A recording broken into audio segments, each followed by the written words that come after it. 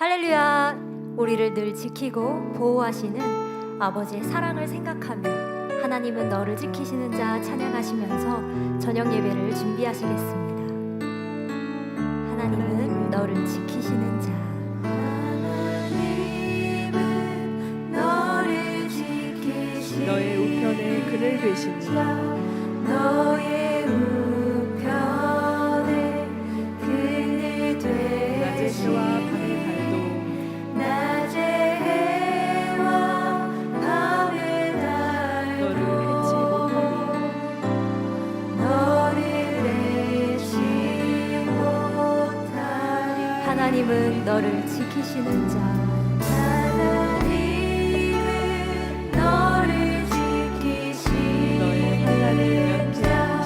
너의 환난을 면케하시니 그가 너를 지키시리라. 그가 너를 지키시리라.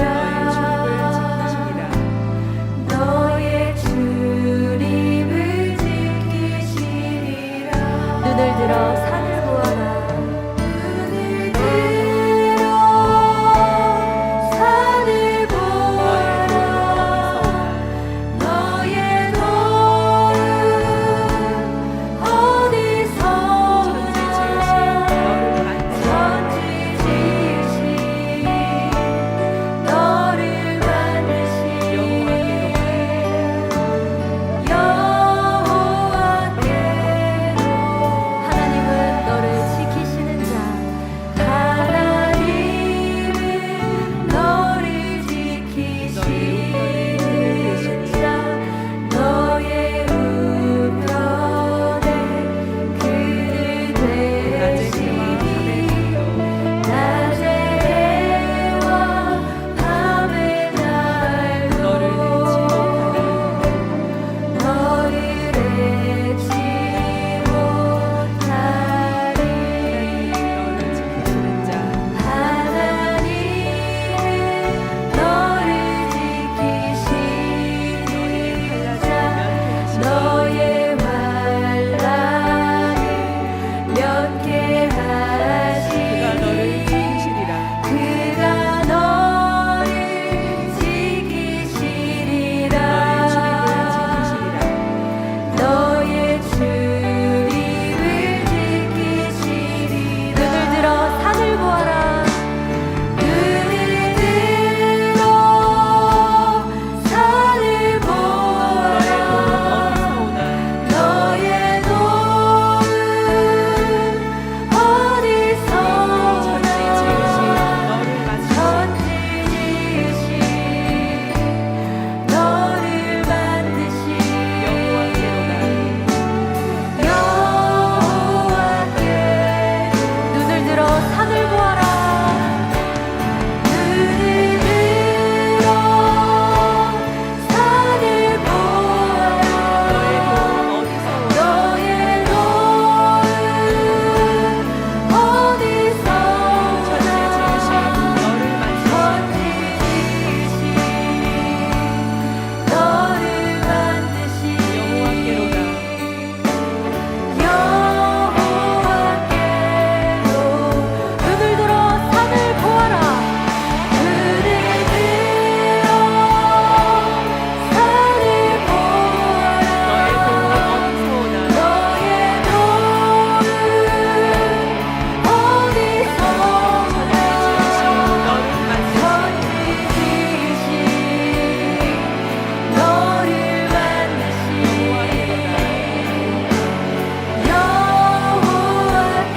여호와께로. 천지 지으신 너를 만드신 여호와께로다. 여호와께로다.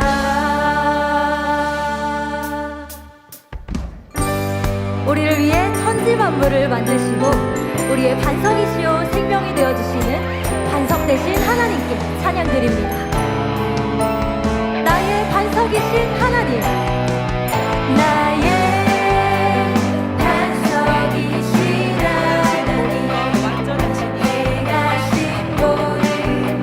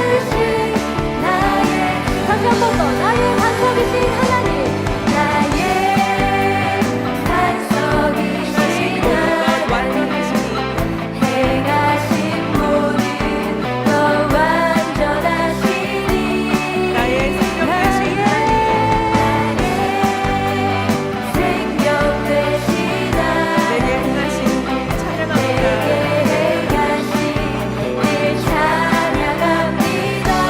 신실하신 하나님, 신실하신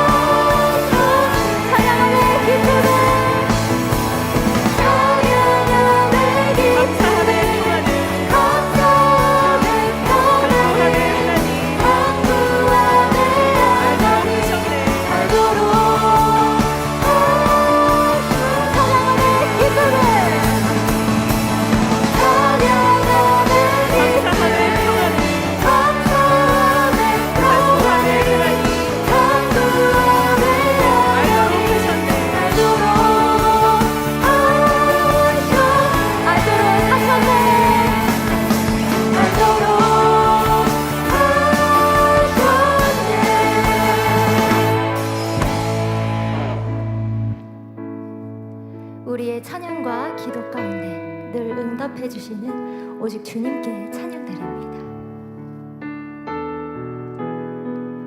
나의 영혼이 잠잠히 나의 영혼이 잠잠히 하나님만 바라며 하나님만 바라며 나의 구원이 그에게서 나의 구원이 그에게서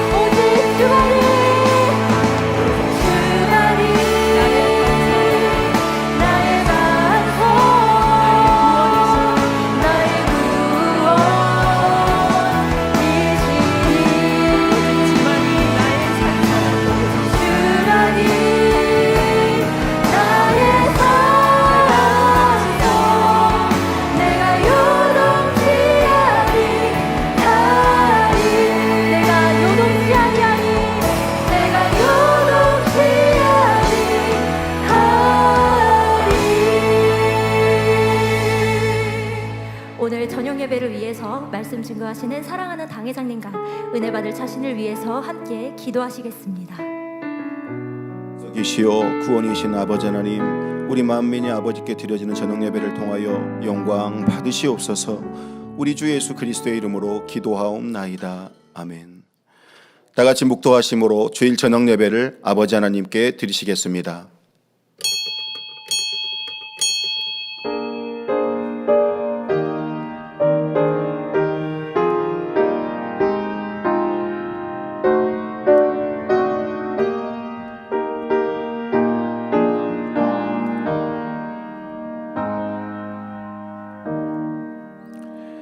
너희는 옛 정리를 기억하라. 나는 하나님이라. 나 외에 다른 이가 없느니라. 나는 하나님이라. 나 같은 이가 없느니라. 찬송가 78장을 부르시겠습니다.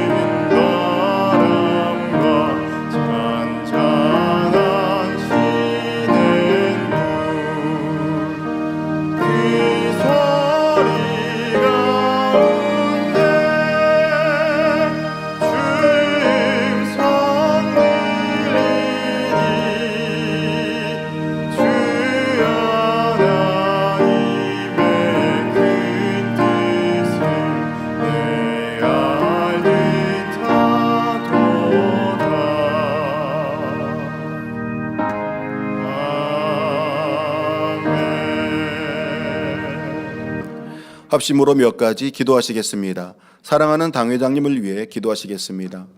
사랑의 아버지 하나님, 사랑을 나눌 참 자녀를 얻기 위하여 인간 경작을 계획하시고 한치 오차 없이 이루셨으며 특별히 마지막 때 만민을 통하여 변함없으신 섭리를 창대케 이룰 수 있도록 당회장님을 세워주심에 감사를 드립니다.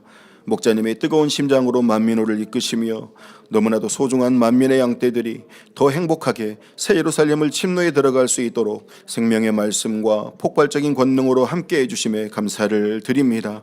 생명다에 준비하신 치유 집회를 통하여서도 상상할 수 없는 재창조의 권능의 역사로 함께하사 치료와 응답과 축복의 놀라운 간증이 넘쳐나게 하여 주옵소서.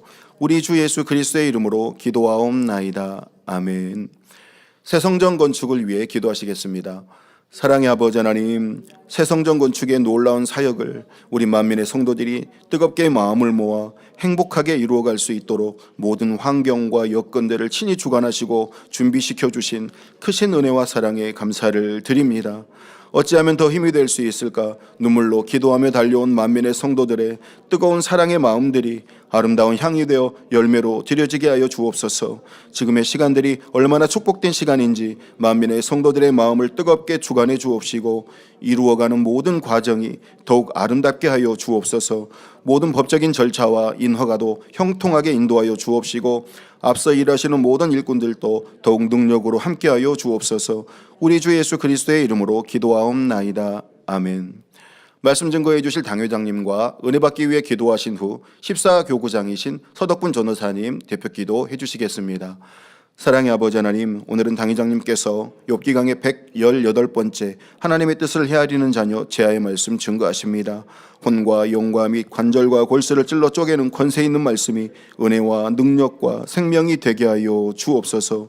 우리 주 예수 그리스도의 이름으로 기도하옵나이다. 아멘. 좋으신 아버지 하나님, 크신 은혜와 사랑에 감사를 드립니다.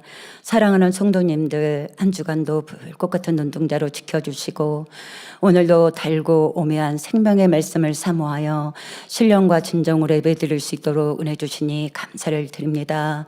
따스한 봄 기운이 가득한 아름다운 계절, 앙상한 가지의 아름다운 꽃들이 피어나듯 전 세계 우리 만민은 희망차게 전진하도록 만민과 함께 하신 아버지 하나님, 감사와 영광을 올려드립니다. 죄로 인하여 영원히 죽을 수밖에 없는 저희들을 위하여 하늘 영광 뒤로하고 이 땅에 오셔서 십자가에 못 박혀 물과 피를 다 쏟으시고 구원의 문을 열어주신 우리 주님의 사랑과 아름다운 천국에 이르기까지 도우시는 성령님의 사랑에도 감사를 드립니다. 나의 자녀들아, 너희 속에 그리스도 형상에 이르기까지 다시 너희를 위하여 해산하는 수고를 하노니 하신 대로 사랑하는 당회장님 전 세계 영혼들을 마음에 품으시고 해산의 수고로움을 아끼지 아니하시며 성과 사랑으로 가장 값진 삶으로 저희들을 변화시켜 주시고 이끌어 주신 크신 사랑에도 감사를 드립니다. 의인의 강구는 역사하는 힘이 많은 일 하신 대로 불같은 성령의 역사로 치료, 응답, 축복이 가득할 3월 치유 집회를 통하여 큰 영광 받으시옵소서. 저희 모두는 사모함으로 잘 준비하여 아버지 앞에 마음껏 간증의 입술들로 축복해 주시길 원합니다. 오늘은 사랑하는 당회장님께서 욥기 강의 118번째 하나님의 뜻을 헤아리는 자녀라는 제아의 말씀 선포하실 때에 하늘문을 활짝 열어주시고 선포되어지는 말씀을 통하여 우리 마음 가득 하나님의 사랑 가득 채워 변화와 생명으로 나오는 소망의 시간으로 축복하여 주시옵소서. 사회 보시는 노영진 목사님 은혜와 감동으로 잘 진행하게 도와 주시옵소서. 특성으로 영광 돌리는 리베 하모니팀 은혜와 감동으로 아버지 앞에 올려드릴 때에 하늘문을 활짝 열어주시고 우리 모든 성도님들에게 은혜와 감동이 넘치는 행복한 시간으로 축복하여 주시옵소서. 전국 전 세계에서 GCN 방송 인터넷 유튜브 시청자들과 전 세계 만민의 성도님들에게 동일한 은혜로 축복하여 주시옵소서. 새벽부터 아버지 전에 나와서 예배드리는 또 수고하고 봉사하는 모든 섬김의 손길들 하늘의 상급으로 이 땅의 기름진 복으로 갚아 주시옵소서. 우리 주 예수 그리스도 이름으로 기도하옵나이다. 아멘.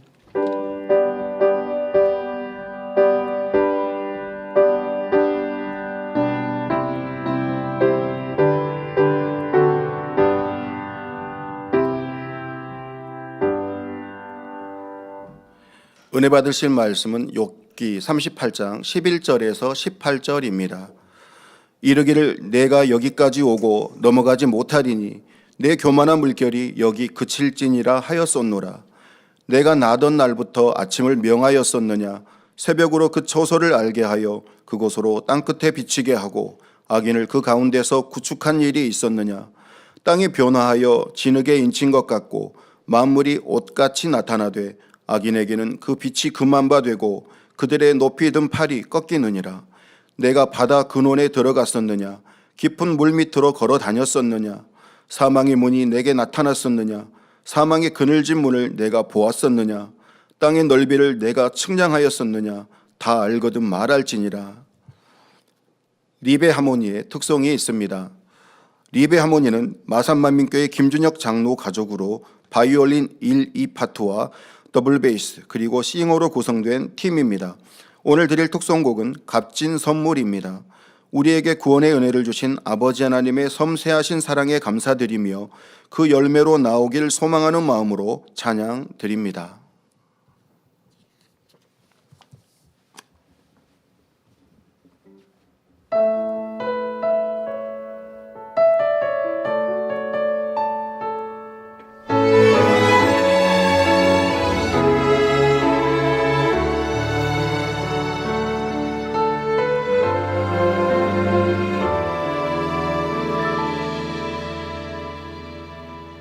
어둠과 죄로 관영된 세상 속에서 평안과 위로로 빛이 되신 주, 멸망 가운데 있었으나 소망이 있는 자로, 어리석은 자 같았으나 지혜로운 자로 아버지를 아버지로 부를 수 있게 하셨으니, 소망과 능력으로 우릴 변화시킨 주, 성결의 말씀 생명 되었네. 이제는 아버지의 기쁨 되는 자로, 주님의 귀한 열매 사랑의 열매로 아버지를 아버지로 부를 수 있게 하셨으니, 우리에게 값진 선물, 그 이름 예수 그리스도, 성령의 불 같은 권능 새 예루살렘 소망, 우리에게 주어진 선물.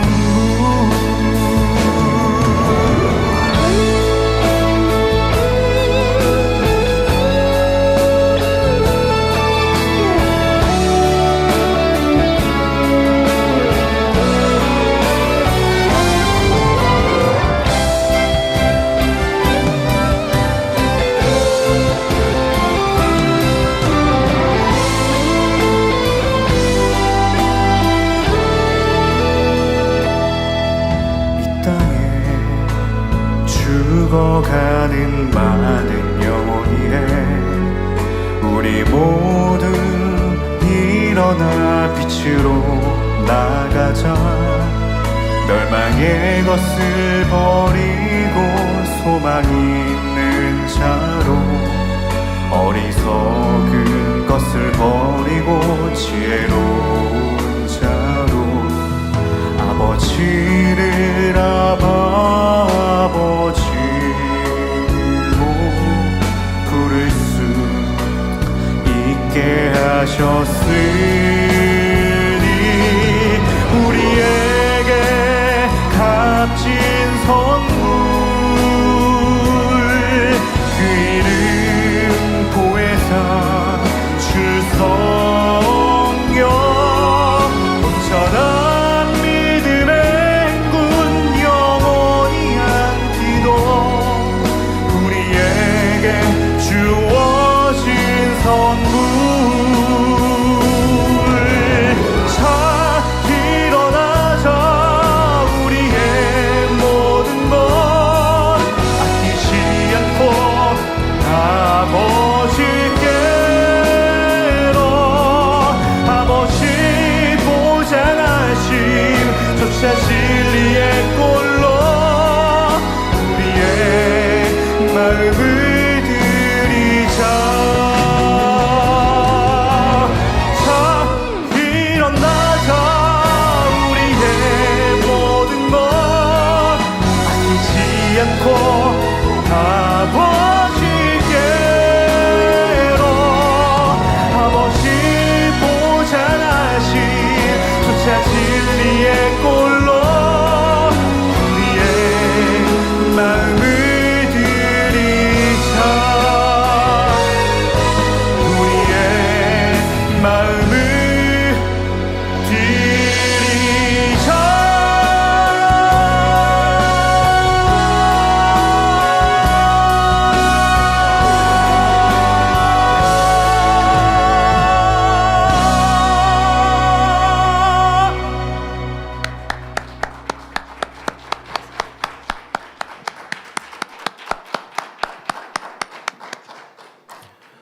당회장님께서 욥기 강의 118번째 하나님의 뜻을 헤아리는 자녀 제아의 말씀 증거해 주시겠습니다. 특송해 주신 리베 하모니에 감사드립니다. 네. 사랑하는 성도 여러분, 성경을 보면 하나님께서 종종 사람들에게 직접 질문하시는 장면이 나옵니다.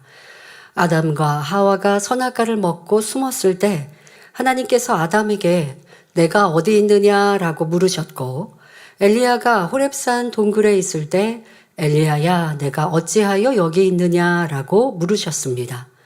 이사야에게는 내가 누구를 보내며 누가 우리를 위하여 갈꼬라고 물으셨을 때 이사야는 내가 여기 있나이다 나를 보내소서라고 대답했지요.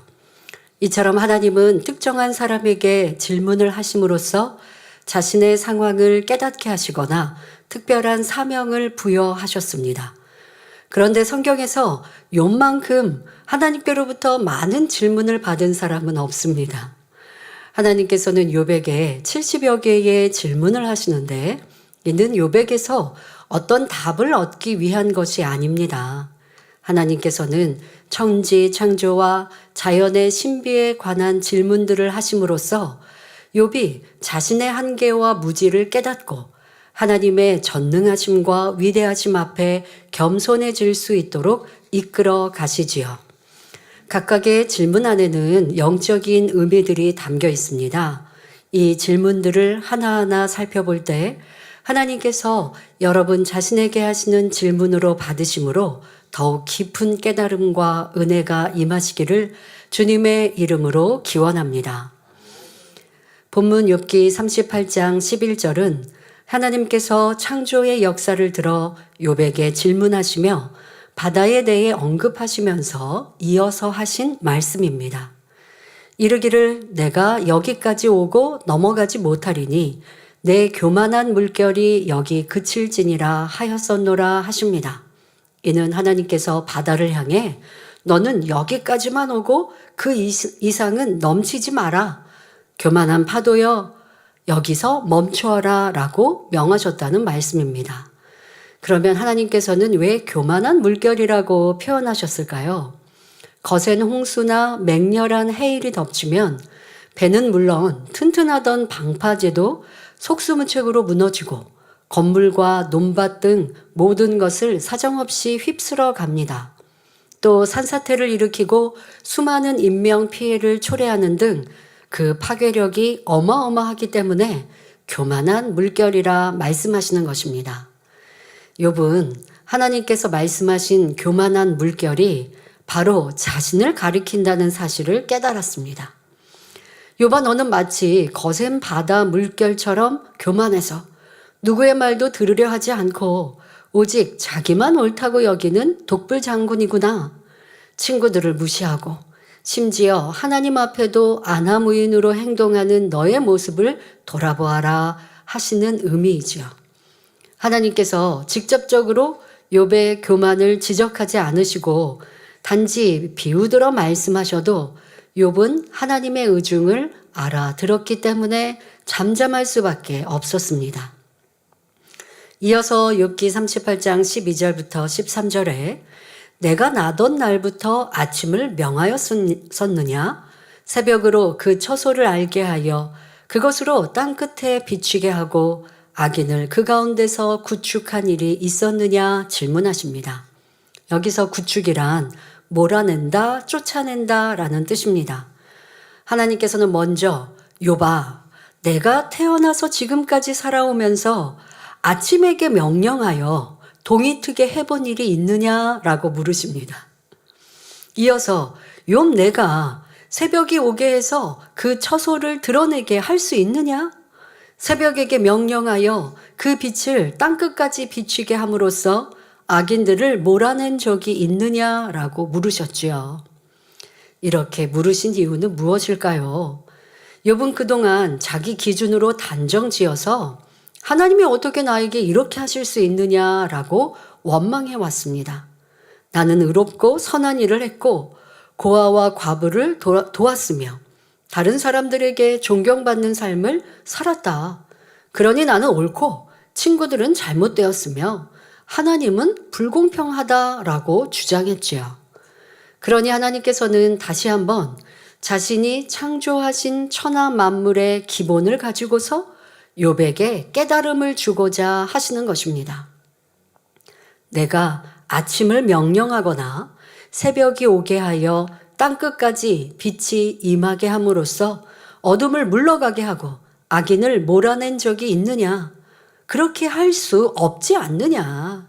만일 내가 그동안 단정지어 말한 것이 옳았다면 저녁이 물러가고 아침이 오는 것처럼 친구들이 긍정하며 변화되었을 텐데 그렇게 안 되었으니 내가 틀린 것이 아니냐, 이런 말씀입니다.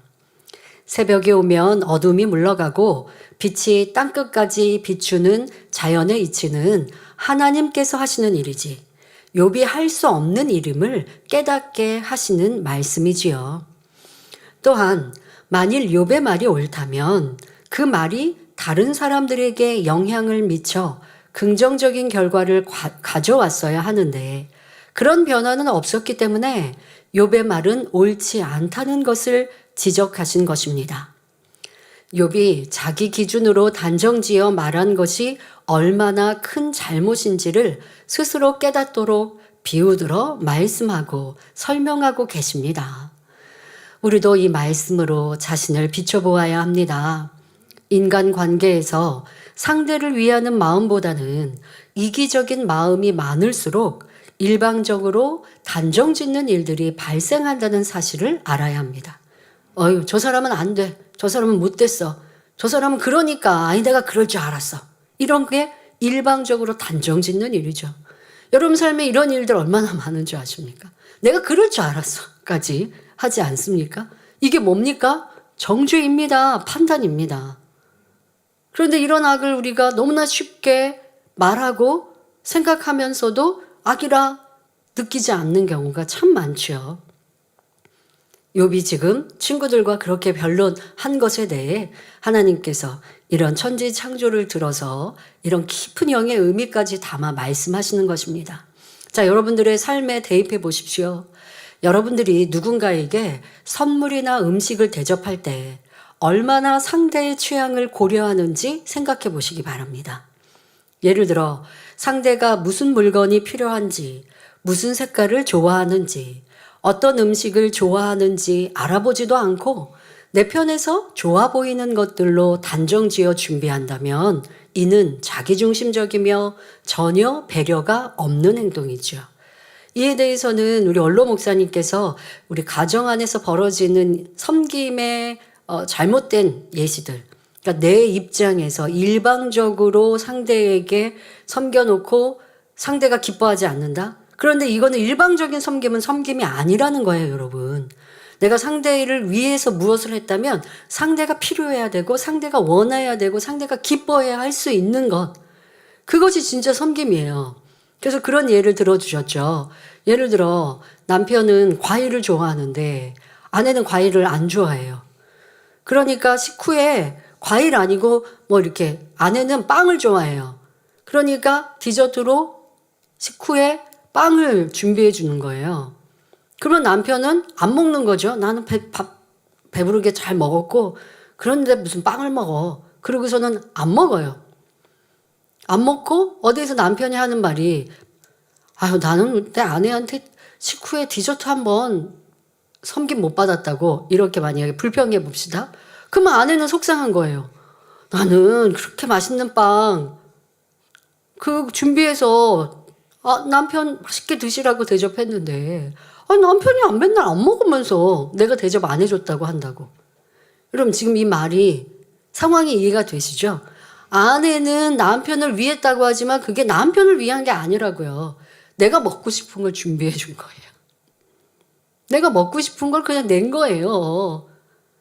그러니까 남편은 안 먹었고 안 먹었으니까 나는 대접 못 받았다라고 불평하는데 아내는 기분이 나쁜 거예요.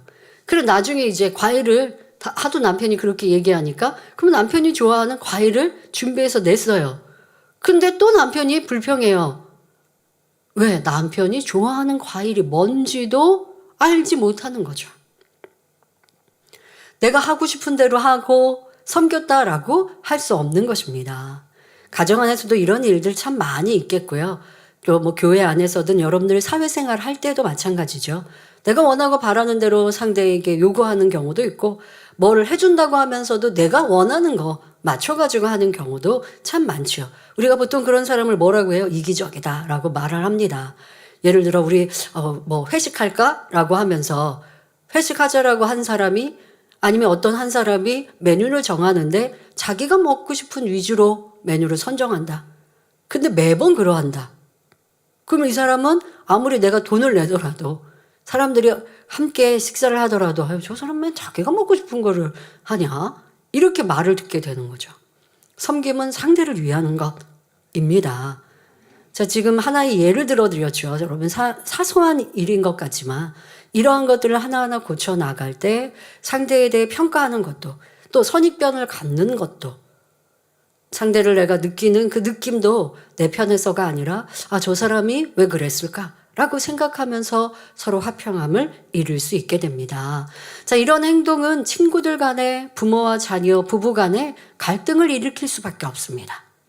상대를 위한다고 말은 하거나 시간과 뭐 노력은 했다고 하지만 실상은 상대가 원하지 않는 것을 하기 때문에, 한쪽에서는 나는 수고했다 그러고 받은 쪽에서는 나는 싫다고 하고, 그러면 이게 이제 불편해지는 일이 되지요. 상대에게 무엇을 권하거나 주장할 때는 독단적으로 결정해서 신뢰를 범하거나 실수를 낳는 것보다는 먼저 상대에게 물어보는 편이 현명합니다. 그런데 이 자꾸 자기를 주장하는 사람, 이런 사람은요, 이런 말씀 들으면 물어봐요. 물어보는데 상대의 답변이 영 마음에 안 들어서, 뭐 먹고 싶어 그러면, 만약에 상대가 내가 싫어하는 거 먹고 싶어 한다고 그러면, 뭐 그게 뭐가 맛있어? 이렇게 대꾸한다든가. 아이들한테 만약에 아이들 입장에서 너 뭐 먹을래 했는데, 이거 좋아하는 게 조금 어른들이 볼 때는 영양가가 떨어지는 거, 그게 아이들 때는 맛있단 말이야. 그럼 야, 그거 영양 하나도 없는데 너 왜 그런 거 좋아하니? 그럼 물어보질 말든가. 물어봤으면 이번에는 들어주고, 또 다음번에는 묻지 말고 아이들에게 더 영양가 있는 걸 사주시든가. 그러니까 이러니까 자꾸 대화가 단절될 수밖에 없지요.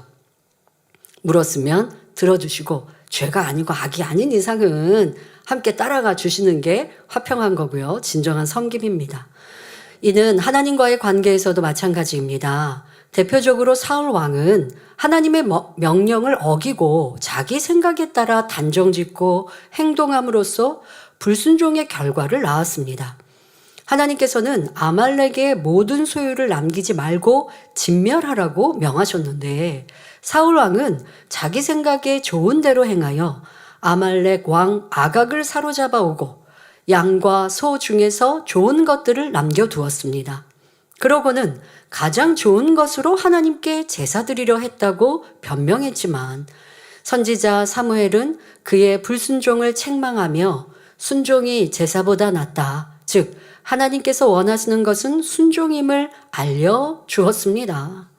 사울 왕은 하나님의 생각이 아닌 자기 생각에 맞추어 행함으로 인해 하나님께 버림받는 결과를 초래했습니다.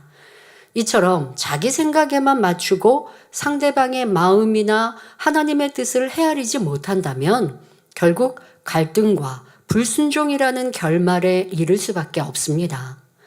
욥도 지금까지 자기 생각에 따라 단정적으로 말해왔기 때문에 하나님께서는 이를 심히 답답하게 여기셨습니다. 바로 이 점을 깨우쳐 주기 위해서 여러 비유를 들어 설명하시는 것입니다. 그러므로 우리는 항상 자신의 행동을 진리에 비추어 점검하고 겸손히 하나님의 뜻을 헤아리며 범사에 섬김의 마음으로 타인의 입장을 배려할 수 있어야 하겠습니다. 또한 우리가 명심해야 할 것은 자기도 온전치 않으면서 온갖 이론으로 타인을 가르치려 한다면 그것은 교만이며 아무런 가치가 없다는 사실입니다. 먼저 자신이 열매를 맺은 후에 다른 사람에게 그 길을 제시할 때 비로소 진정한 영향력을 발휘할 수 있지요. 욥의 친구들이 욥을 열심히 가르치며 지적했지만 욥이 그들의 말을 받아들이지 못한 이유는 그들이 욥보다 낫지 않았기 때문입니다. 즉 그들의 삶에 열매가 없었기 때문이지요. 또 욥이 친구들에게 아무리 너희는 틀렸고 내가 옳다라고 주장해도 친구들이 그 말을 받아들이지 못한 이유는 현재 욥의 상태가 그들보다 못하였기 때문입니다. 그러니 욥과 친구들은 서로 답답해하고 이해하지 못하며 서로 받아들이지 못하는 상황입니다. 서로가 자신만 옳다고 단정하며 서로를 공격하게 되었지요. 여러분도 이러한 모습을 보면서 얼마나 답답하게 느끼셨습니까? 그러나 여러분의 삶 속에서도 이처럼 답답한 일이 일어나고 있지는 않은지요? 하나님의 말씀을 가르칠 때도 마찬가지입니다. 똑같은 말씀을 전해도 누구의 말은 믿어지는데 누구의 말은 믿어지지 않으며 누구의 말은 순종을 이끌어내지만 누구의 말은 그렇지 못합니다. 왜 이런 차이가 생길까요? 어떤 경우는 아유 뭐 저분은 윗분이니까 사람들이 잘 순종해 주네 라고 넘어갈 것이 아니라 아무리 뭐 직분이 높다고 해서 사람들이 다 순종하지 않거든요. 그런데 또 어떤 경우는 뭐 어리더라도 그 사람에 대해 사람들이 신뢰하는 경우도 있고 왜요? 바로 열매의 문제라는 것입니다. 그 사람을 볼 때 저 사람은 그래 자기 일 잘하고 또 성실히 열매를 내는구나 하면 어린 사람이라 할지라도 함부로 대할 수 없는 것이죠. 그런데 말은 그럴싸하게 하는데 열매는 없어요. 그러면 사람들은 은근히 무시하게 되는 것입니다. 왜 사람들이 나를 무시할까라고 생각하지 마시고 무시하는 이유가 내게 어떤 문제가 있는가라고 하는 걸 살펴야겠죠. 우리는 그런 자세로 매사 어떤 모습이든 고쳐가면 상대를 탓하지 말고 내게서 부족함을 찾아가면 온전한 사람이 될 수 있는 것이죠. 하나님의 말씀을 가르치는 사람이라면 반드시 열매를 보여주어야 합니다. 예를 들어 믿음대로 된다라고 가르쳤다면 본인도 믿음대로 이루어지는 체험이 있어야 합니다. 내가 이렇게 믿었더니 이렇게 되더라라고 간증하며 하나님께 영광을 돌릴 때 상대방도 그 말을 신뢰하게 되지요. 말로는 기도하면 응답받는다. 11조를 하면 축복받는다. 하나님은 심고 행하는 대로 복 주신다. 하늘에 내가 이 땅에 심으면 하늘에 내 집을 짓는다. 라고 하고 나는 하나님께 드리는 것을 인색하다면 그냥 가르치기는 하지만 믿음도 소망도 없는 것이죠. 그러면 이 말에는 하나님이 아무리 그럴싸하게 말은 천상수처럼 잘했어도 성령님께서 듣는 사람의 마음을 주관하시지가 않는 거예요. 내가 믿음 소망이 없어서 행함이 없고 가르치는데 어찌 성령님께서 역사하실 수 있겠습니까? 그러니 열매가 또 하나님이 보실 때 인정하셔서 보장하시는 그러한 내 모습이 되는 것이 중요합니다. 정작 본인은 응답도 축복도 받지 못하면서 가르치고만 있다면 누가 그 말을 믿겠습니까? 성경에 분명히 약속된 말씀이라도 가르치는 사람의 삶에서 그 열매를 보여주지 않으면 상대방은 단지 지식으로만 듣게 될 뿐입니다. 온전한 11조를 드렸더니 하나님께서 약속하신 대로 차고 넘치는 축복을 주셨다는 증거를 보일 때 듣는 사람들도 그 말을 믿고 행하게 되지요. 이처럼 우리의 믿음과 행함에 따라 결과가 달라진다는 것을 깊이 깨달으심으로 여러분의 삶에 죽은 믿음이 아닌 산 믿음의 열매가 풍성히 맺히시기를 기원합니다. 부모님들이 때로 믿음에 떠나거나 열심 내지 못하는 자녀를 보면 참으로 안타까워 하십니다. 그래서 대신하여 기도 제목을 내시기도 하고 기도를 부탁하시기도 하는데요. 그것보다 중요한 건 내가 먼저 변화의 본이 되는 것입니다. 가정에서 내가 얼마나 행복과 기쁨의 모습으로 자녀가 볼 때 그래 우리 부모님이 하나님 말씀대로 열심히 살고 충성하니 저렇게 건강하고 저렇게 행복하시지 라고 느껴줘야 돼요. 그래서 어떤 경우 그런 경우도 있습니다. 자녀가 신앙생활을 잘 하지 않지만 내 엄마가 내 어머니 교회에서 충성하는 건 너무 기뻐해요. 엄마 내가 힘껏 밀어드릴게. 왜? 교회 다니시고 나서부터 강건해지셨고 그리고 행복하게 살아가시는 모습이 자녀들 입장에서는 고맙죠. 그래 내가 교회 가서 세상을 끊는 것은 좀 힘들고 못하더라도 부모님이 신앙생활 하는 것 너무 기뻐하고 즐거워합니다. 뭐 열심히 지원해 주는 것이죠. 그러다 보면 그 자녀도 복음화 되지 않겠습니까? 그런데 교회 나가라고 부모님은 얘기하는데 자녀는 싫어하고 그리고 집에서 자녀하고 엄마하고 싸우고 다투면서 그러면서 하나님 내 자녀 회개하고 돌이키게 해주세요 하면 하나님이 역사하지 않으신다고요. 하나님 앞에도 아름다운 열매를 내보이고 구할 때 하나님이 내 기도에 응답하시고 또 내 주변에 있는 누군가를 변화시키길 원하십니까? 먼저 아름다운 열매로 본이 될 때 상대가 내 말에 순응하고 변화되는 것입니다. 이러한 것들을 꼭 명심하셔서 욥과 욥의 친구의 이 오랜 시간의 변론이 우리에게는 야 변론은 허무하구나 쓸데없구나 자기만 옳다고 주장하는 거고 남 무시하는 행위구나 절대 그래야지 말아야지 말을 내기보다 내가 행함으로 본이 되어야지 다짐하고 명심합시다. 자, 이어지는 본문을 보면 욥기 38장 14절 15절에 땅이 변화하여 진흙에 인친 것 같고 만물이 옷같이 나타나되 악인에게는 그 빛이 금한 바 되고 그들의 높이 든 팔이 꺾이느니라 말씀하십니다. 땅이 변화하여 진흙에 인친 것 같다는 것은 무슨 의미일까요? 땅 자체만으로는 뭉칠 수도 없고 어떤 형상을 빚을 수도 없습니다. 여러분 그냥 마른 흙으로 도자기를 만들고 또 무언가의 모형을 만들어내지 않습니까? 자, 그런데 그걸 만들려면 그냥 이 마른 흙으로는 절대 만들어지지 않죠. 뭉쳐지지도 않고 흩어져 버리지요. 자, 그러니 이 흙, 땅에다가 물을 부어서 물이 합쳐질 때 진흙이 되고 그것으로는 벽돌이든 그릇이든 여러 가지를 만들 수 있습니다. 자, 이런 이제 상황을 여러분들이 이해하시고 자, 그런데 본문은 앞절에 나오는 아침과 새벽빛을 연결해서 이해해야 합니다. 땅이 변화하여 진흙에 인친 것 같다는 것은 해가 비치면 땅이 마치 진흙판에 도장을 찍은 것처럼 뚜렷하게 보인다는 의미입니다. 또한 만물이 옷같이 나타난다는 것은 세상 모든 만물이 빛 앞에 현저하게 드러난다는 뜻입니다. 말씀으로 천지 만물을 창조하신 하나님께서 그 빛을 비추시면 다 드러날 수밖에 없지요. 그러면 만물이 옷같이 나타나되 악인에게는 그 빛이 금한 바 되고 그들의 높이 든 팔이 꺾인다라는 말씀은 무슨 의미일까요? 먼저 빛이란 무엇인지 영적인 의미를 살펴보겠습니다. 요한일서 1장 5절에 하나님은 빛이시라 그에게는 어두움이 조금도 없으시니라 했고 요한복음 1장 1절에 말씀은 곧 하나님이시니라 했습니다. 이처럼 빛은 하나님 자체이며 하나님의 말씀을 의미합니다. 뿐만 아니라 빛은 하나님의 속성인 선, 사랑, 진리를 비유적으로 일컫는 말입니다. 반대로 어둠은 영적으로 악한 영을 상징합니다.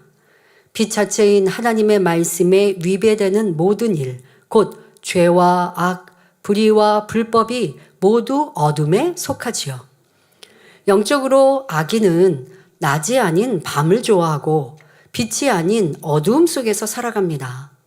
그래서 악인들에게는 하나님의 빛이 너무 밝아 그들의 악이 밝히 드러나고 그들의 교만함이 꺾일 수밖에 없음을 말씀하고 계십니다. 지금 하나님께서는 욥에게 직접적으로 빛이신 하나님 앞에 욥 너의 죄가 드러나지 않았느냐? 너는 악한 자다 라고 말씀하지 않으시고 완곡한 표현으로 돌려서 말씀하고 계십니다. 즉 해가 뜨면 만물이 뚜렷하게 드러나는 것처럼 하나님의 말씀인 진리의 빛이 비추면 악인의 죄와 악이 다 드러날 수밖에 없다는 것입니다. 우리도 마찬가지입니다. 하나님을 영접하기 전에는 진리를 모르기 때문에 스스로 악하다고 생각하지 않는 경우가 많습니다. 남에게 피해를 주지 않고 선행을 열심히 하는 사람들에게 당신은 죄인입니다. 죄를 회개하고 예수 그리스도를 영접하여 해야 죄사함 받고 천국에 갈 수 있습니다. 라고 말한다면 사람들은 어떻게 반응을 보일까요? 아, 나는 그래도 착하게 살았는데? 라고 하는 사람들, 주님을 믿지 않고 교회 나오지 않는데, 아니면 교회를 다닌다고 해도 내 나름대로는 착하게 살았다고 하는 사람들, 자기는 죄 안 지었다고 스스로 진리를 모르니 생각하는 사람들에게 아유, 그렇게 죄 지으면 안 되는데요? 라고 말한다면, 생각으로 그렇게 판단하고 정죄하면 안 되는데요? 이해 못 하더라는 것이죠. 더더욱 뭐라고 얘기합니까? 아니, 내가 무슨 죄를 지었습니까? 나는 선하게 살아온 사람입니다. 나는 법이 없어도 살 사람이라는 말을 듣는 사람입니다. 라고 말하는 사람이 태반입니다. 그러나 이런 사람도 주님을 구세주로 영접하고 진리를 깨닫게 되면 나는 죄인입니다. 라고 고백할 수밖에 없지요. 행위적으로 어떻게 큰 악을 남에게 해를 끼친 것은 아니라 할지라도 미워했던 마음도 있고 또 싸우고 다투는 것도 많고 얼마나 많은 판단과 정죄와 수근수근함이 있었는데 그것이 죄인 줄 모르고 인생은 살아갑니다.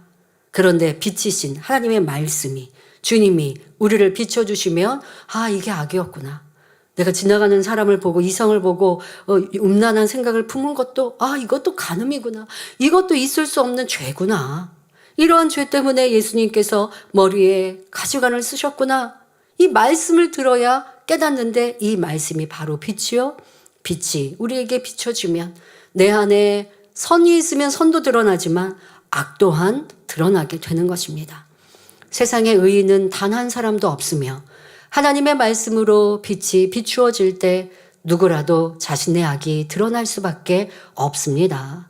그러므로 히브리서 4장 12절 13절에 하나님의 말씀은 살았고 운동력이 있어 좌우의 날선 어떤 검보다도 예리하여 혼과 영과 및 관절과 골수를 찔러 쪼개기까지 하며 또 마음의 생각과 뜻을 감찰하나니 지으신 것이 하나라도 그 앞에 나타나지 않음이 없고 오직 만물이 우리를 상관하시는 자의 눈에 벌거벗은 것 같이 드러나느니라 말씀하십니다. 여러분들도 빛의 말씀으로 자신이 드러날 때 부끄러워만 하고 창피하고만 하고 아니면 숨고 싶고 아니면 내가 이러한 악이 있으니까 너무 민망하다 하고 충만함을 잃으면 아무 소용없어요. 빛으로 내 안에 어두움이 드러날 때 기뻐하고 감사하고 아멘, 버리겠습니다. 변화되겠습니다. 능력 주세요. 도와주세요. 이런 사람은 연단 안 받고도 쑥쑥쑥 변화되고 아버지 원하시는 믿음의 성장을 이룰 수 있어요. 그런데 빛이 비추어 내 안에 발견되어지니 환경과 조건 속에 사람 속에 나라는 것이 발견되니 근본의 악이 발견되고 몰랐던 본성 속의 악이 발견되니 보통 사람들의 반응은 숨기려고 하고요. 감추려고 하고요. 아니라고 하고요. 자꾸 이유와 변명되면서 그런 거 내 안에 있는 게 아니고 내 안에 미움이 있어서 시기 질투가 있어서 내가 힘든 게 아니고 그 사람이 칭찬받는 거 그게 내가 싫어서 내가 힘든 게 아니고 아니 그 사람이 비추어 보니까 제가 너무 부족해서요. 그래서 제가 힘든 거지 시기 질투하는 거 아닌데요. 이렇게 얘기해요. 여러분 주변에 누군가가 칭찬받고 인정받습니다. 그럼 어떻게 해야 된다고 진리는 가르쳐 주셨어요. 진리와 함께 기뻐하라. 그러니 상대가 칭찬받으면 같이 기뻐하고 좋아해야 진리의 마음이에요. 그런데 그게 아니라 내가 그 사람을 뭐 흠을 잡고 끌어내리려고 하는 건 아닌데 칭찬받으니까 나도 모르게 괜히 좀 침울해지고 기쁨이 없고 웃음이 사라지고 열심이 사라지고 뭔가 뜨거움과 더 충만하게 열정적으로 했던 것들이 식어지고 자꾸 비교하고 이게 어떤 마음일까요? 시기하는 마음, 비교하는 마음, 악인 거예요. 근데 이때 사람들은 뭐라고 핑계하는 줄 아십니까? 빛을 어떻게 가리우려고 하시는 줄 아십니까? 제가요, 시기 질투가 아니라요. 저도 잘해서 기쁨 내고 싶은데 열매 내고 싶은데 못하니까 그 못하는 제가 너무 싫어서 그래서 제가 슬퍼하고 힘들어하는 거예요. 이렇게 핑계 댄다는 거예요. 빛을 가리우는 거예요. 빛이 너무 찬란해서 너무 힘들어요 하고 자꾸 찬란한 빛을 가리우려고 하는 거예요. 빛이 내 안에 비춰줘서 내 안에 뭐 모난 것이 있으면, 잘못된 것이 있으면 그것이 드러나서 아멘 그렇습니다 하고 인정하고 변화되면 되는데, 연단 안 받아도 되는데 자꾸 빛을 가리우려고 하고 아니라고 하고 다른 이유 때문에 뭔가 안 충만한 거 있는 거 아니야? 이렇게 하고 있으면 연단을 계속 받을 수밖에 없습니다. 그래서 제가 말씀드리는 거, 자기 발견에 있어서 빠른 것, 안 충만한 자기를 찾아내는 겁니다. 기쁨이 사라진 나, 불같은 기도가 식어진 나, 기쁨이 없는 나, 열심히 식어진 나, 그게 문제라고요. 그리고 왜 이렇게 됐을까를 남에게서 찾지 말고, 저 사람은 나를 지적해서요, 저 사람은 나한테 이렇게 얘기하니까 제가 안 충만해졌어요, 아니 저보다 잘하는 사람이 있으니까 그 사람한테 하라고 제가 빠져줬어요, 이런 핑계 이유 대지 마시고, 그는 빛이 찬란해서 자꾸 빛에서 피하는 거예요. 빛이 나를 딱 드러내고요, 부족한 게 있으면 고치자고요. 그런 사람은 연단 오래 받을 필요 없고 연단 없이도 성결한 모습으로 나올 수 있습니다. 자, 이 말씀 안에 여러분들은, 아버지 하나님은 욥에게 빛이 임하니 어두움이 드러나듯 너도 지금 이렇게 하나하나 드러났니? 라고 이런 돌려서 말씀을 하고 계시지만, 이 말씀 안에 우리는 얼마나 나를 비추시는 이 말씀에 겸손히 나를 인정하고 있는지, 아니면 숨으려 하는지, 아니라고 핑계대고 있는지 돌아보시고 변화되어집시다.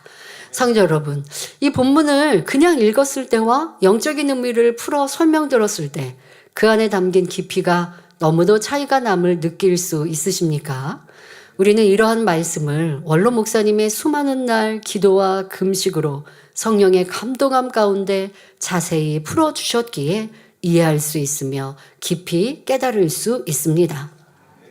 그런데 욥은 하나님께서 단지 비유로 말씀하셔도 그 뜻을 이해할 만큼 지혜로운 사람이었습니다. 하나님께서 이렇게 돌려서 말씀을 하셔도 깨달을 수 있는 그만큼의 선이 있고 그만큼의 지혜로운 사람이었다는 겁니다. 저도요, 사람들을 대할 때 보면 이렇게 드러내서 지적하기가 얼마나 민망합니까? 아, 좀 이렇게 좀 하지 왜 그렇게 해? 라고 지적하기가 민망하니까 때로는 돌려서 말을 할 때가 있어요. 그 사람이 이거를 못하는 부분을 잘했으면 하는 바람으로, 잘하는 사람이 있으면 그것을 칭찬해주고, 나도 배우려고 해, 나도 그런 면이 있으니까 참 배우려는 마음이야. 이거는 다른 사람들도 그렇게 좋은 마음으로 배우고 서로 도전받자라는 의미로 이렇게 얘기하는데, 어떤 사람은 그러더라고요. 아, 그게 그런 의미로 말씀하셨던 거예요? 그래서 야, 내가 어떻게 설명을 해야 될까? 그런데 지금 이 욥은 하나님께서 이 천지 창조를 통해서 빛과 어두움, 진흙에 드러난 이 자국, 이것을 말씀하시는데도 바로 깨닫는 거예요. 참 지혜롭죠. 그만큼 선이 있기 때문에 깨닫는 거고, 자기라고 하는 게 가리운 사람은요, 설명해도 이해가 안 돼요. 그러니까 계속 당신 이게 악한 거고 이게 악한 거고 설명하다가 보면 지칠 정도로, 왜? 계속 핑계대니까, 아니라고 하니까. 근데 지금 욥은 그렇지 않다는 거예요. 그만큼 하나님을 신뢰하고 있고 하나님과 돈독한 좋은 관계가 있었기 때문이고요. 그러니까 여러분, 욥을 무시하시면 안 됩니다. 지금까지 37장에 이르기까지 욥이 많은 불평과 불만과 원망과 탄식과 변론을 냈고 많은 악이 쏟아져 나온 것처럼 보이니, 야, 욥은 심히 참 악하고 아니면 믿음이 참 낮다. 여러분, 그렇지 않은 거 말씀드렸죠. 욥의 지금 수준은 우리의 수준으로 따진다면 믿음의 반석을 지나서 믿음의 3단계에서 80% 이상의 때에 이 연단을 받은 거라고요. 그런데도 이런 악이 나온다고요? 근본의 악이라고 하는 게 이게 쏟아져 나오면, 그러니까 있을 때는 그냥 뿌리만 있었던 것이 환경과 조건을 맞아서 자라면 우수수 자라는 잡초처럼, 그러니까 지금 욥이 딱 그러고 있는 모습인 거죠. 그러니까 여러분들도 어떤 내 안에 아직 뿌리째 뽑아버리지 않았던 것, 많은 것들은 이제 정리하고 버렸는데 남은 게 있는데 그거 그냥 가지고 있다가 어느 순간에 드러날 수 있어요. 그러니까 드러나지 않도록 뿌리째 뽑아버려야 하죠. 욥은 남아있는 뿌리들, 이 뿌리가 많이 있었던 것이 지금 이렇게 37장에 이르기까지 쏟아져 나왔고, 그러나 이러한 하나님의 신뢰와 믿음이 뛰어난 사람이었기에 하나님께서 간단한 말씀을 하셔도 바로바로 깨닫고 있습니다. 하나님께서 왜 욥에게 이런 말씀을 하시는지 깨닫는 것입니다. 이전까지는 욥이 수없이 자신의 억울함을 호소했습니다. 그런데 이제는 직접 하나님의 말씀을 들으면서 자신이 겪는 고난에는 이유가 있으며 반드시 자신에게 잘못이 있다는 사실을 깨닫게 된 것이지요. 그래서 하나님의 질문에 아무런 답을 하지 못하고 있습니다. 욥기 42장에 가면 욥이 하나님의 말씀을 이해했다는 사실을 알 수 있는 고백이 나옵니다. 욥기 42장 2절부터 6절에 주께서는 무소불능하시오며 무슨 경영이든지 못 이루실 것이 없는 줄 아오니 무지한 말로 이치를 가리우는 자가 누구니까? 내가 스스로 깨달을 수 없는 일을 말하였고 스스로 알 수 없고 헤아리기 어려운 일을 말하였나이다. 그러므로 내가 스스로 하나고 티끌과 제 가운데서 회개하나이다 라고 고백합니다. 욥이 이 고백을 하기까지 아직 하나님께서는 하실 말씀이 많이 남아 있습니다. 여러분, 이제 하나님의 등장 이후 우리 몇 절 안 지나고 있어요. 하나님께서 이제까지는 욥이 한 말 그냥 다 들으셨고, 하나님께서도 이제 말씀하시니 너가 이거는 이렇게 오해한 거야, 이거는 너가 이 판단한 거야, 이렇게 또 말씀을 하고 계십니다. 하나님께서는 지금까지 욥이 단정지어 했던 말이 악함을 일깨워 주신 후 다시 물으십니다. 욥기 38장 16절에 내가 바다 근원에 들어갔었느냐? 깊은 물 밑으로 걸어 다녔었느냐? 하십니다. 즉, 욥아, 바닷속 깊은 곳에 있는 물 근원에까지 들어가 보았느냐? 바다 밑바닥을 걸어 다녀 보았느냐? 라는 질문이십니다. 이 인생들에게 이런 질문하시면 누가 답변할 수 있습니까? 많은 이 장비를 아니면 산소통이라고 하죠. 이거를 하고 스쿠버 다이빙으로 들어간다 한들 얕은 바다에까지는 들어갈 수 있지만 이제 설명합니다마는 아무리 과학이 발달해도 저 깊은 그 물의 근원까지는 사람이 들어갈 수 없더라는 것이죠. 성도 여러분, 과연 바다 근원에 들어가 본 사람이 있을까요? 현재까지 확인된 가장 깊은 바다는 태평양 서부에 위치한 마리아나 해구로 그 최대 깊이가 약 11km에 달한다고 합니다. 이는 에베레스트 산을 넣어도 충분히 잠길 수 있는 깊이이지요. 심해 잠수정이나 원격 조정 잠수 로봇을 통해 이러한 깊이까지 탐사가 가능하다고 합니다. 이는 최신 과학과 기술로 이루어진 성과로 수천 년 전에는 이런 탐사는 상상조차 할 수 없었던 일입니다. 그러나 오늘날에도 사람이 직접 잠수하여 들어갈 수 있는 깊이는 한계가 있습니다. 숙련된 전문가가 특수 장비를 사용해도 최대 잠수 깊이는 수백 미터에 불과합니다. 여러분, 이렇게 잠수하시는 분들을 보면 산소통하고 이런 장비들, 또 옷까지도 물에 잘 뜨고 추위에도 견디는 그러한 옷을 입고 수트를 입고 그리고 들어갑니다. 근데 그것도 물을 좋아한다고 해서 되는 게 아니죠. 오랜 훈련이 있어야 되고요. 특히 이 물속에서의 압력에 이 귀가 잘못하면 귀 고막이 터질 수도 있고, 산소통에 의해서 호흡을 한다고 하더라도 이 귀의 압력이 물속에 들어갔을 때 그 압력은 굉장히 고통스럽죠. 비행기 탈 때도 그런 압력 차이를 느끼는데 그보다 더한 수심 안에서의 압력은 굉장히 강한 힘으로 사람의 고통까지 느낍니다. 그래서 그런 훈련을 자꾸 하면서 얼마큼 견디느냐에 따라서 이제 잠수부가 될 수 있느냐 없느냐의 차이도 있겠는데요. 더더욱 물 속에는 이 온도차도 갑자기 차가워지고 또 캄캄합니다. 이 해저라고 하는 것, 여러분 해저 그림이나 이런 영상들 보신 적 있으시겠지만 햇살이 들어오는, 낮이어서 햇살이 들어오는 깊이가 있지만 어느 정도 깊이에는 그 햇살이 들어갈 수 없죠. 그러면 캄캄한 해저가 나오게 되면 사람이 그것만으로도 고통을, 공포를 느끼기도 하는데요. 그런데 아무리 숙달된 이런 잠수부라고 하더라도 잠수 깊이가 수백 미터에 불과하다고 하지요. 그 이상의 깊이는 극심한 수압과 호흡, 가스 혼합 문제로 인해 매우 위험하다고 합니다. 그러니 바다 밑에 다양하고 진기한 것들이 깔려 있다는 사실을 알면서도 그것들을 꺼내는 것은 여전히 어려운 과제입니다. 따라서 과학이 발달한 오늘날에도 바다의 근원에 직접 들어가 본 사람이 없다고 보는 것이 맞습니다. 더구나 수천 년 전에 살았던 욥이 어떻게 깊은 물속을 걸어 다닐 수 있었겠습니까? 깊은 물속은커녕 얕은 물속에서도 걷는 것은 불가능하지요. 그러면 하나님께서는 왜 욥에게 내가 바다 근원에 들어가 본 적이 있느냐? 깊은 물 밑으로 다녀본 적이 있느냐라고 질문하신 것일까요? 이는 욥이 눈에 보이는 바다 깊이조차 알 수가 없고 그 안에 들어가 걸어 다닐 수도 없으면서 천기나 생사화복의 이치를 마치 다 알고 있는 것처럼 말했던 것을 깨우쳐 주시기 위함입니다. 지금까지 욥은 참 그러한 그 욥의 지혜로움, 이걸 다 활용하고 인용해서 하나님을 막 질타하고 친구들을 무시하고 했단 말이에요. 그것이 천지창조의 하나님의 능력까지 빗대어 말했는데 하나님께서 너는 내가 창조한 그 바다 근본, 그 땅, 바다의 깊은 곳 걸어가 봤니? 이 말씀에 이제 완전히 꼬꾸라지는 것이죠. 욥은 아무 말도 할 수 없었습니다.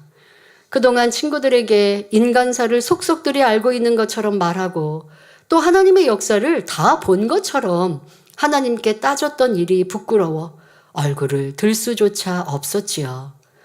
여러분도 주변 사람들과 대화하다 보면 확실치 않은 정보나 지나가며 들은 이야기로 판단 정지하며 마치 사실인 것처럼 말하는 경우를 종종 접할 것입니다.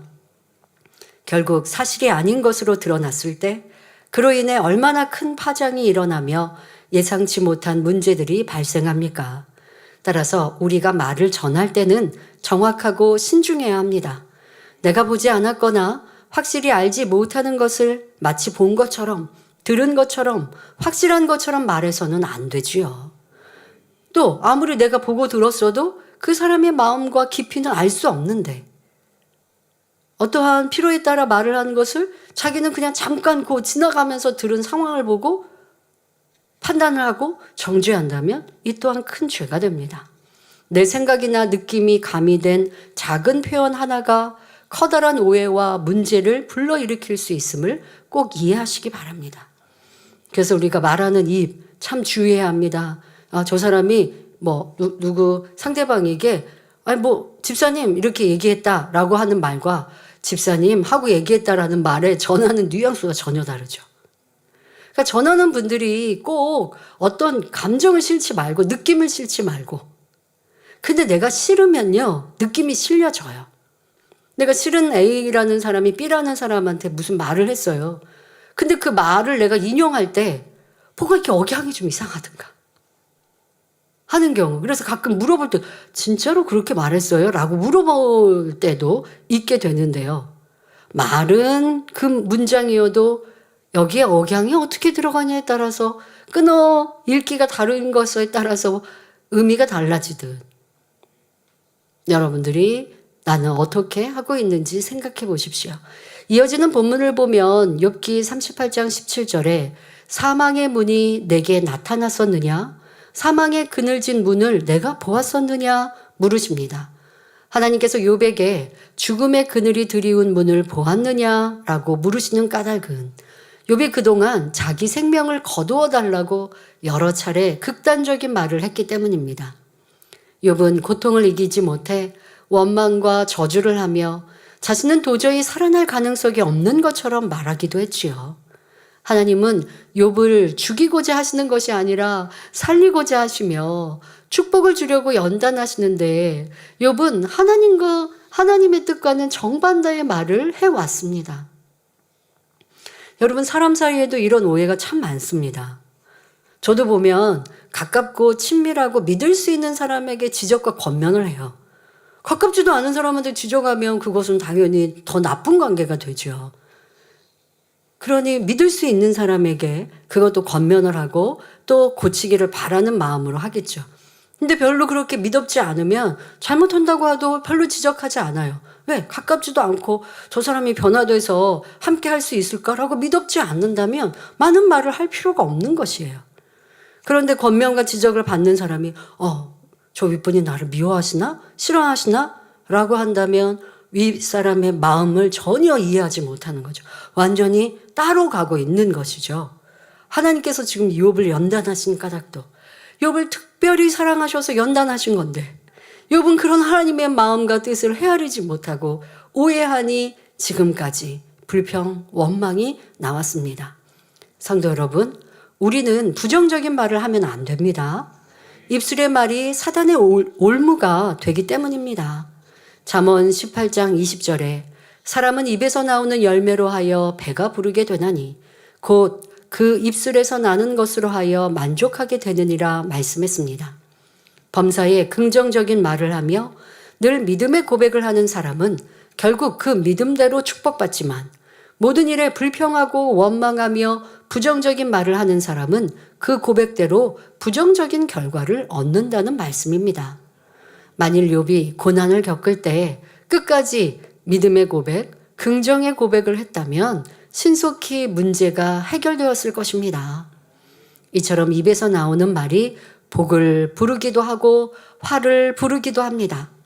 하나님의 자녀들이 하는 믿음의 고백은 성령의 역사 가운데 자신을 변화시킬 뿐 아니라 하나님의 말씀을 입으로 시인할 때 기적을 일으킵니다.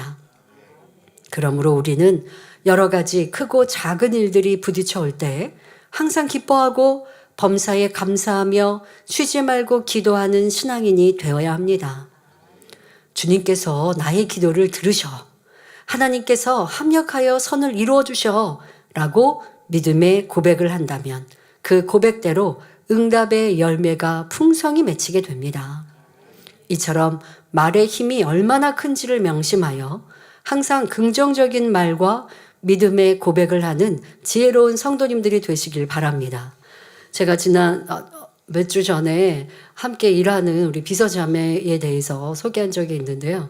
이 자매의 장점 중에 하나가 힘들거나 어려운 일이 있을 때는요. 재밌게 하겠습니다. 이렇게 표현할 때가 있어요. 좀 보니까 이 한국 사람이 아닌지라 한국 음식 종류가 꽤 다양하고 한데 뭐 이렇게 못 먹는 게 많이 있어서 제가 이제 편식한다라고 얘기할 때가 있는데요. 처음보다는 뭘 더 적극적으로 먹어보려고 이렇게 해요. 분명히 조금 꺼려질 것 같은데 재밌게 먹어보겠습니다. 하면 열심히 먹어보겠습니다. 뭐 한다든가 항상 전에보단 좋아요. 뭐 괜찮아요. 뭐 이렇게 항상 하는 걸 보는데 일도 그렇더라고요. 그래서 좀 어려울 것 같은데 라는 생각에도 좀 어렵지 않나요? 라고 물으면 재밌게 하겠습니다. 라고 하는 거예요. 그러니까 긍정적으로 얘기하니까 사람이 더 즐겁고 재밌게. 근데 저도 그렇게 얘기하는 표현이 있습니다. 운동을 하거나 할 때 뭐 등산을 한다 그러면 너무 쉬운 산은 재미없다고 저희는 얘기하거든요. 좀 어려운 산을 표현할 때는 그 산 참 재밌어 이렇게 표현을 할 때가 있고요. 뭐 좀 힘들고 어려우면 뭐 재밌게 하면 돼요 라고 하는데 그게 딱 맞아서 저도 나도 이렇게 생활 속에 이런 표현들 또 어렵고 힘들면 뭐 재밌게 즐겁게 이렇게 표현을 하고 그런 생각을 하는데 또 이 시간이 나를 발전시키는 시간이다. 어렵고 힘들고 못하는 걸 내가 노력해서 하게 되면 그만큼 나는 성장할 거야. 저는 그런 기대를 가지고 못하는 일에 도전을 하거나 또 열심히 해보면 시간이 지나서 잘하는 사람이 된 모습을 기뻐하거든요. 여러분 스스로도 안 돼요, 못해요 라고 하기보다 도전해보고 또 내가 그 기회가 나를 성장시키는 시간이다. 너 학생들, 청년들, 젊은이들 뭐 자꾸 내가 좋아하는 것만 하지 마시고요. 안 해본 것도 다 하다 보면 시간이 흐르고 나서 뒤돌아보면 여러분들에게 다 살이 되었음을 느끼게 됩니다. 그래서 저희가 가족끼리 그런 얘기합니다. 원장님께서 저희 어렸을 때부터 집안일을 이렇게 좀 틈틈이 시키셨거든요. 그러니까 교회를 개척하고 나서 사택이라는 공간을 만든 다음에는 사택을 돌아봐 주시는 주방에서 일을 함께 일하시는 집사님들이 항상 있었죠. 그런데도 저희 방은 저희가 청소하게 하신다든가 그분들이 도와주셔도, 그리고 또 어떤 때는 뭐 마루, 거실도 물걸레질도 시키시고 많이 그러셨어요. 옛날에 물걸레질은 걸레 이게 아니죠. 바닥에 무릎 꿇고 앉아서 수건 짜서, 예, 그래서 이렇게 걸레질 하는 거거든요. 근데 그런 걸 다 시키셨던 기억. 그리고 그보다 더 개척 전에는 파 까고 양파 까고 뭐 마늘 까고 마늘 빻고 이런 것도 저희한테 시키시고, 요리를 시킨 건 아니지만 이렇게 심부름 시키고 집안일을 이렇게 소소하게 시키셨어요. 엄마가 혼자 하시니까 저희가 또 도와드릴 마음도 있었지만 또 그렇게 이제 시키셨던 것들이 있는데, 지금 와서 보니까 혼자 생활들을 하는 데서 다 도움이 돼 있는 거예요. 그래서 꼭 요리를 가르치시거나 요리를 하게 하신 적은 없지만, 이렇게 사소한 것들, 뭐 이런 것들을 시켜 놓으셨기 때문에 그냥 내가 어른이 돼서 혼자 생활을 해야 될 때 누군가의 도움을 받지 않고도 다 하게 되었구나. 그리고 살림 같은 것도 하니까 교회 살림도 다 넉넉히 보게 되고 했던 기억. 저는 이제 기도처의 행복동이 만들어질 때, 또 사택 이 건물 한 20년 됐습니다만 그걸 만들어질 때도 사택 식구의 가족의 대표로서 막 이것저것, 또 5층에 뭐 원로 목사님 방에 들어가야 되는 뭐 이게 변기나 뭐 세면대나 뭐 욕조나 이런 것들을 이제 또 직접 고르고, 뭐 이런 것들, 뭐 이제 건물 밖에 있는 벽돌을 고르고, 그런 것들을 이제 가족 대표로 책임을 지고 했었거든요. 이제 그러고 나니까 지금 와서는 이제 성전 건축이나 뭐 이런 것들은 크게는 모르지만 또 뭐 세세하게는 모른다 할지라도 조금씩은 이렇게 일이 진행되는 거고 이렇게 하는 거구나 라고 하는 경험을 조금 쌓게 된 거죠. 그래서 매사에 기쁨과 감사함으로 하게 되면 언제든지 사용될 일이 있고, 또 꼭 그 일을 하지 않더라도 많은 것에 도움을 받을 수 있구나라는 생각을 합니다. 그래서 여러분들이 할 수 있는 것만이 아니고 할 수 없는 것도 부정적인 말 말고 긍정적인 말, 그 말만 하고 행동을 하지 말라는 게 아니라 행동까지도 성실히 이루시면 그 속에 하나님의 능력이 여러분들 세상에서도 뛰어난 사람으로 키워 주실 것입니다. 자, 이어서 하나님께서는 욥에게 욥기 38장 18절에 땅의 넓이를 내가 측량하였었느냐 다 알거든 말할지니라 라고 말씀하십니다. 오늘날은 위성 데이터를 사용하여 지구의 정확한 형태와 크기를 측정할 수 있습니다. 하지만 과학이 발달하지 않았던 옛날에는 땅의 넓이를 알 수가 없었습니다. 욥은 수천 년 전에 살았던 사람이니 땅의 넓이를 측량해 본 적이 없는 것은 당연하지요. 그러니 땅의 넓이를 내가 측량하였었느냐 다 알거든 말할지니라 하신 말씀 안에는, 욥아 너는 눈에 보이는 땅의 넓이도 측량할 수 없거든. 하물며 천하 만물을 창조하신 하나님의 넓은 마음과 뜻을 어떻게 알겠느냐? 라는 의미가 담겨 있습니다. 지금까지 욥은 다 아는 것처럼 말해왔습니다. 하나님의 뜻도 알고 앞으로 욥 자신이 어떻게 될 것도 속속들이 아는 것처럼 말해왔지요. 그리고 친구들과 변론하면서 너희는 나하고 상대도 안 된다라고 무시하며 아예 돌아서서 하나님과만 따졌습니다. 그런데 막상 하나님이 욥에게 나타나셔서 너는 하나님의 뜻을 알기는커녕 내가 밟고 다니는 땅의 넓이 하나 측량치 못하는 존재임을 일깨워 주실 때 욥은 얼마나 부끄러웠을까요? 저는 교회 역사 속에서도 참 이런 사람들도 참 많이 보았어요. 여러분들도 그런 대화, 그런 말들 들어보지 않았나요? 뭐 우리가 더더욱 교회가 크게 어려움이나 이런 시련을 만날 때 교회를 떠나면서 교회에 대한 막 평가를 하거나, 아니면 이제 교회가 어떻게 당장 이제 끝날 것처럼 이렇게 말하는 사람들 얘기도 들어보셨습니까? 얼마나 무지합니까? 변함없이 하나님께서 이 재단에 나타나는 크고 놀라운 권능으로 보장하시고 교회를 떠나지 않고 함께하는 성도들을 치료하시고 응답하시고 축복하시고, 어려울 때 때로는 내 믿음을, 내 신앙을 지키지 못해 충만함을 잃었다 할지라도 떠나지 않고 묵묵히 자리를 지킨 성도들에게 다시 회복하게 하시고 철저히 회개하고 돌이키니 이제 성결에 이게 성결이구나. 이렇게 하면 세상 갈 수 있겠구나 하는 더 큰 은혜를 주시는 그 은혜 가운데 우리는 살고 있는데, 그런데 떠난 이들, 떠날 때에 얼마나 많은 말들을 또 하나님의 마음이나 뜻을 너무 잘 아는 것처럼, 진리를 잘 아는 것처럼 막 평가하는 말들 여러분도 들어보셨다면 이것이 우리의 삶 속에 얼마나 어리석은 일인가. 시간을 지나보니 그런 말이 얼마나 거짓이고 무색한 말이고 창피한 말인지. 당신 그렇게 하면 당신 잘못될 거야 했는데 막 승승장구하고 잘 되고 있을 때 그렇게 저주의 말을 퍼부었던 사람 얼마나 민망하겠습니까? 그런데 요즘은 판단 정죄의 말을 하고도 민망하지 줄 모르는 사람들의 마음입니다. 잘 되면 다행이야 라고 말합니까? 그러나 내가 앞서 했던 저주의 말, 판단과 정죄는 다 하나님께서 듣고 알고 기록되어 있다는 사실이죠. 여러분들은 지금 이후부터 그러지 마십시오. 얼마나 세상의 뉴스도 또 세상의 많은 사람들의 말들도 다 상관없는 사람의 일들도 관심도 갖고 거기에 평가하고 옳다 그르다 하고 잘못됐다 죽을 거다 살 거다 참 많은 말들을 내지만 때로는 시간이 흘러서 봐야 할 일도 있는 것이고 또 어떤 평가는 지금 모르는 일도 있는 것이고 또 내가 하나님이 되어 그 마음 깊은 곳을 모르는 인생 같은 인생으로서 이러한 판단 정죄의 모습 욥이 지금 굉장히 부끄러워하고 있는데 우리도 그렇게 고개를 떨구고 나를 돌아보며 우리의 삶 속에 있었던 이런 악한 말들 이것이 하나님이 아직도 기록에서 지우지 않으셨다면 그럼 하나님 어떻게 할 때 지우시는데요? 철저히 통해자복 회개하고 다시 그래야 하지 않을 때 지워지죠. 그래 했는가? 아니면 대충 잘못했어요? 했다면 너무나 큰 판단 정죄는 치워지지 않을 수 있는데 자 이런 일들도 돌아보시고 한 주간 치유 집회 준비하시길 바랍니다. 자 계속해서 하나님께서는 질문을 통해 창조주 하나님의 위대하심과 피조물인 인간의 한계가 어떠한지를 욥에게 깨우쳐 나가십니다. 다음 시간에 이어서 말씀드리겠습니다. 결론을 말씀드립니다. 사랑하는 성도 여러분, 우리가 하나님의 뜻을 얼마만큼 아느냐에 따라 우리 삶이 달라집니다.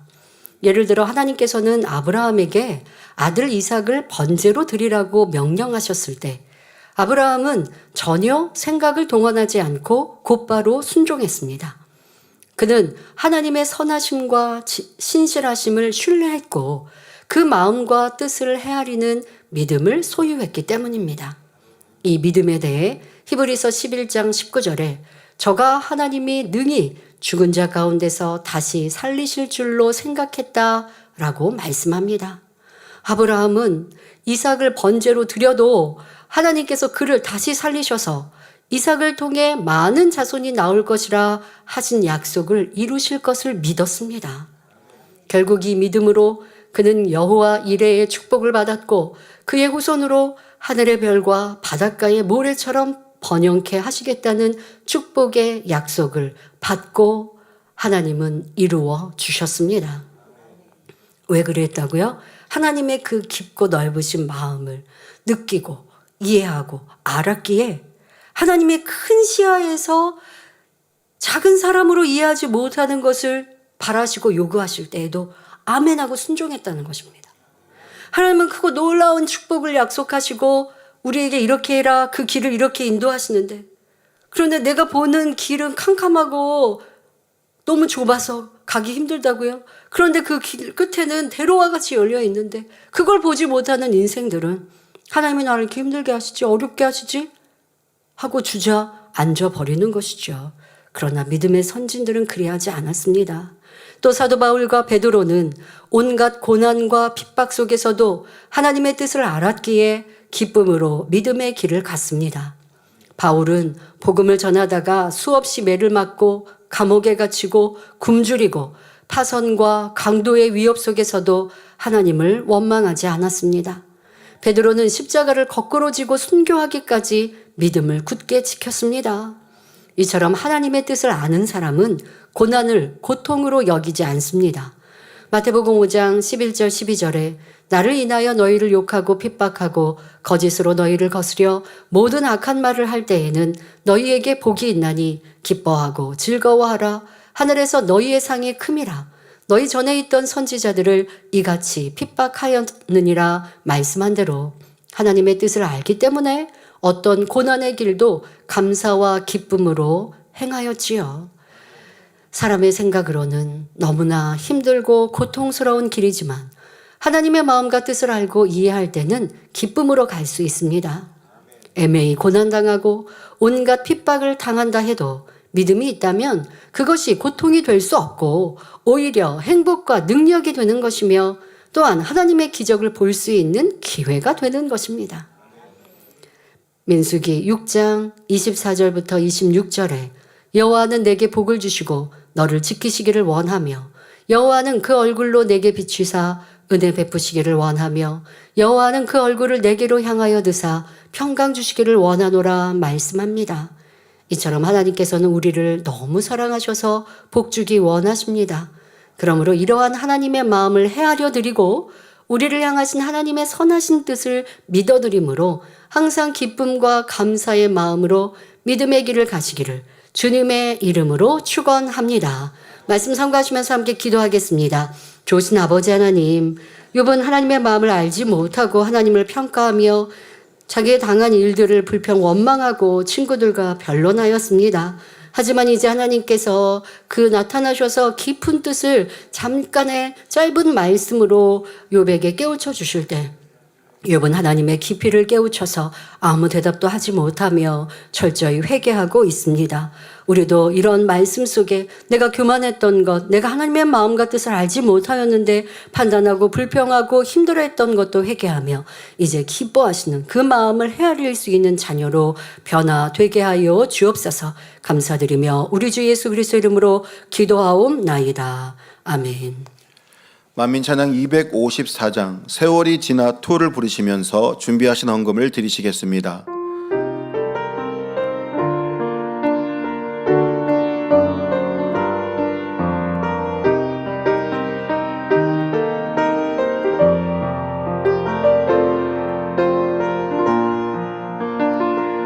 세월이 지나고 지나 어느덧 우리가 사는 세상 많은 눈물이 흘러 우리에게 주어진 기회 많은 순교자들의 핏값이 흘러 우리에게 주어진 기회 결코 헛되지 않아요. 그리고 흐린 그 눈물 세월이 지나고 또 지나 그 희생 값진 열매 되었네. 세월이 지나고 지나 변화된 많은 영혼들 우리가 아버지의 사랑을 증거해요. 세월이 지나도 잊혀지지 않는 은혜 순교자들의 눈물 아버지의 사랑 주오시는 그날까지 계속되는 값진 열매. 중국 일교구 55세 김향 4번 권사님 간증입니다. 인후염 치료입니다. 약 20년 전 마스크 없이 먼지를 쓴 채 일을 한 적이 있었는데 그 후 목이 아프기 시작했습니다. 기침이 자주 나왔고 항상 목이 부어 있었으며 음식물을 삼킬 때마다 쓰리고 아팠습니다. 병원에서 진단을 받아보니 인후염이라고 했고 특별한 치료법 없이 증상이 심해질 때마다 약을 먹는 것 외에는 방법이 없다고 하여 먹어보았으나 전혀 효과가 없었고 여전히 증상은 심했습니다. 2009년 본교회로 인도받아 신앙생활을 시작하면서 알레르기와 두통 등 여러 질병을 치료받아 간증하기도 했지만 인후염은 여전히 남아 있었습니다. 콧속과 후두가 늘 부어 있었고 침을 삼킬 때마다 무언가 걸린 듯한 이물감과 쓰라림 그리고 통증이 있었습니다. 그러니까 이 당사자는 굉장히 불편한 일인데 병원에 가서는 그냥 인후염이고 어떻게 근본적으로 치료 방법이 없고 그냥 재발하면 약 먹고 그런데 약 먹어도 나아지지 않으니까 그냥 계속 그렇게 고통스럽게 불편하게 사신 것이죠. 부르짖어 기도하려고 하면 기침이 나와 마음껏 기도하지도 못했습니다. 그러던 중 2025년 신년을 맞아 올해부터는 더욱 부르짖어 기도하고 충만하게 찬양하고 싶다는 뜨거운 마음이 들어 1월 치유 집회에서 치료받고자 환자 등록을 하였습니다. 그래서 치유 집회를 위한 작정 철야에 참석하며 사모하는 마음으로 기도했습니다. 드디어 1월 24일 치유 집회가 있던 날 구로지성전에 가서 준비 찬양을 하는데 그때부터 마음이 충만해져 큰 소리로 찬양을 하였습니다. 그런데 큰 소리로 찬양했는데도 기침이 나오지 않는 것입니다. 이후 당의자님께서 인후염을 부르며 환자 기도를 해주실 때 모간이 시원해지는 것을 느껴지더니 그동안의 모든 통증이 깨끗이 사라지고 침을 삼켜도 더 이상 이물감이 느껴지지 않았습니다. 이제는 기침도 안 나오고 매운 김치를 먹어도 쓰리지 않습니다. 이분은 20년 동안 이렇게 고통을 당하신 거예요. 우리가 볼 때 그게 큰 병인가 하겠지만 당사자는 매운 것도 못 먹어. 침을 삼킬 때마다 느껴지는 통증도 있고 뭔가 있는 것 같고 얼마나 불편하겠습니까? 그런데 이제는 깨끗이 치료받으셨습니다. 무엇보다 마음껏 부르짖어 기도할 수 있고 목소리 높여 찬양할 수 있으니 너무나 행복합니다. 20년 된 인후염을 치료해 주신 아버지 하나님께 모든 감사와 영광을 올려드립니다. 드리신 헌금을 위해 당회자님께서 기도해 주시겠습니다. 아버지 하나님 11조 드립니다. 감사함을 생일 감사함을 여러모로 감사함을 드립니다. 구제 선교 찬조로 성전 건축헌금 GCN 방송 선교헌금으로 드립니다. 작정했던 예물도 드립니다. 친히 안수하여 누르고 흔들어 넘치도록 축복하시며 마음에서 온 간구와 기도에 응답해 주시길 원합니다. 가정일터 사업터를 지켜주시고 축복해 주셔서 더욱 11조가 불어나며 감사의 조건이 넘치는 축복 주옵소서. 행한 대로 심은 대로 30배, 60배, 100배 이상으로 축복해 주시길 원합니다. 주여 감사합니다. 우리 주 예수 그리스도의 이름으로 기도하옵나이다. 아멘. 세교를 환영하겠습니다. 등록하신 분들의 이름을 불러드릴 때 자리에서 일어나시면 당회자님께서 기도해 주신 후 환영하겠습니다. 김소담 조장님께서 인도하신 강부성 성도님, 전영숙 부구역장님께서 인도하신 김성수 성도님,